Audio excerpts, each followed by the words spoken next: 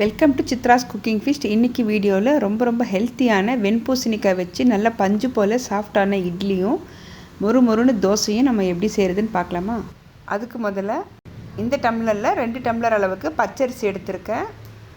Ration பச்சரிசி 2 tumbler சேர்த்துக்கலாங்க. சேர்த்துட்டு நல்ல ஒரு 3 தடவை தண்ணி விட்டு வாஷ் பண்ணி எடுத்துக்கலாம். நல்லா இப்போ வாஷ் பண்ணி எடுத்தாச்சு. இதில் 1 டீஸ்பூன் அளவுக்கு வெந்தயம் சேர்த்துட்டு நல்ல தண்ணி விட்டு ஒரு 3 மணி நேரம் ஊற வச்சுக்கலாம். இப்போது அதே டம்ளரில் 1/2 டம்ளர் அளவுக்கு உளுந்து எடுத்துருக்கேன். உளுந்து நல்லா வாஷ் பண்ணிவிட்டு அதையும் நம்ம ஊற வச்சுக்கலாங்க. இப்போ இங்கே பார்த்தீங்கன்னா 1/4 கிலோ அளவுக்கு நான் வெண்பூசணிக்காய் எடுத்திருக்கேன். உள்ளே இருக்கிற அந்த விதையும் தோலையும் நம்ம நீக்கிட்டு சின்ன பீஸாக கட் பண்ணி ஒரு மிக்ஸி ஜாரில் சேர்த்துட்டு நல்லா நைஸாக அரைச்சி எடுத்துக்கலாம். இப்போது உளுந்தும் அரிசியும் நல்லா ஊறி இருக்குது. அரைச்ச இந்த வெண்பூசணிக்காயை அரிசியோடு சேர்த்து நல்லா நைஸாக அரைச்சி எடுத்துக்கலாம். அரிசியை நான் 2 ட்ரிப்பாக அரைச்சி எடுத்துக்கிறேன். உளுந்தும் பார்த்திங்கன்னா நல்லா நைஸாக அரைச்சி எடுத்தாச்சு. கடைசியாக பார்த்திங்கன்னா மதியம் வடித்த சாதம் 1 கப் அளவுக்கு நான் அரைச்சி எடுத்துக்கிறேன். இப்போ எல்லாமே அரைச்சி எடுத்தாச்சு. நல்லா ஒரு தடவை கை வச்சு கலந்துக்கலாம். அப்போ தான் மாவு நமக்கு நல்லா பொங்கி வரும். இப்போ க்ளோஸ் பண்ணி வைக்கலாம். ஒரு 6 மணி நேரம் புளிக்கட்டும்.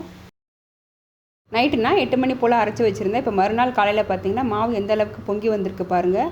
நமக்கு கரண்டில் எடுக்கும்போது நல்லா லேசாக எடுக்க வருது பாருங்கள். தேவையான அளவுக்கு உப்பு சேர்த்துட்டு நல்லா ஒரு தடவை கலந்துக்கலாம். கலந்துட்டு நம்ம இட்லி ஊற்ற ஆரம்பிச்சிடலாம். இட்லி பாத்திரத்தில் தண்ணி ஊற்றி வச்சுருக்கேன். ஒரு பிளேட்டில் கொஞ்சம் லைட்டாக எண்ணெய் தடவிட்டு நம்ம இட்லி ஊற்றிக்கலாம். அடிக்கிற இந்த வெயிலுக்கு வெண்பூசணிக்காய் பயன்படுத்தி இட்லி செஞ்சு பாருங்கள். ரொம்பவே சாஃப்டாக இருக்கும், உடம்புக்கும் ஹெல்த்தி. ஒரு 10 நிமிஷம் வேகட்டும். வெந்ததுக்கப்புறம் நம்ம பார்க்கலாம். இப்போ பார்த்திங்கன்னா இட்லி நல்லா சாஃப்டாக வெந்து வந்திருக்கு பாருங்கள். நல்ல வெள்ளையாக பூ மாதிரி வெந்து வந்திருக்கு. ஒரு பக்கம் பார்த்திங்கன்னா நான் தோசையும் ஊற்றிக்கிறேன்.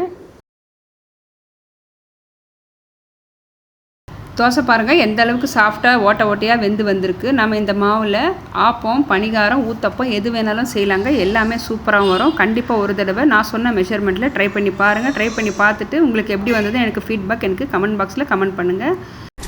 இப்போ தான் நம்ம சேனலை ஃபஸ்ட் டைம் வாட்ச் பண்ணுறீங்கன்னா லைக் அண்ட் சப்ஸ்கிரைப் பண்ணி பெல் பட்டனை ப்ரெஸ் பண்ணி வச்சுக்கோங்க. அப்போ தான் நான் போடுற வீடியோஸ் உங்களுக்கு நோட்டிஃபிகேஷனாக வரும். தேங்க்ஸ் ஃபார் வாட்சிங்.